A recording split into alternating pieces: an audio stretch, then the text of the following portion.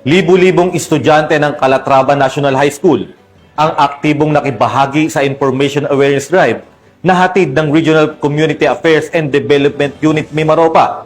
Patrolwoman Abigail Datu, ibalita mo.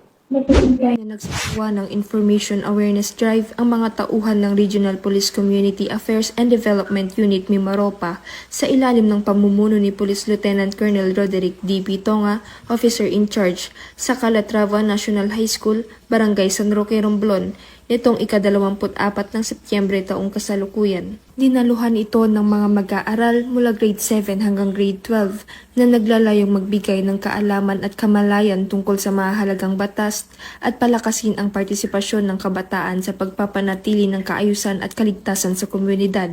Tinalakay sa nasabing lecture ang mga gender and development laws, particular ang Republic Act 11313 o ang Safe Spaces Act, Republic Act 9262 o ang Violence Against Women and Children Act, at ang Republic Act 9165 o ang Comprehensive Dangerous Drugs Act of 2002. Ipinunto ng mga tagapagsalita ang kahalagaan ng paggalang sa karapatan ng bawat isa, pagtaguyod ng ligtas na kapaligiran at pagpigil sa masasamang epekto ng pinagbabawal ng mga gamot. Layunin ng aktibidad na bigyan ng sapat na kaalaman ang mga estudyante hinggil sa kanilang mga karapatan at responsibilidad at hikayatin silang makiisa sa pagsusulong ng kapayapaan, respeto at disiplina sa kanilang paaralan at komunidad.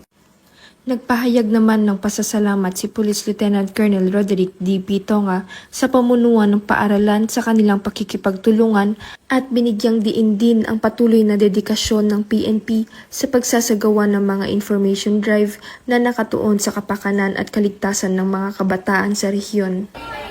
Mula dito sa Calatrava National High School, Romblon, ako po ang iyong Police News Network Correspondent, Patrolwoman Abigail Datu, alagad ng batas, tagataguyod ng Balitang Pulis.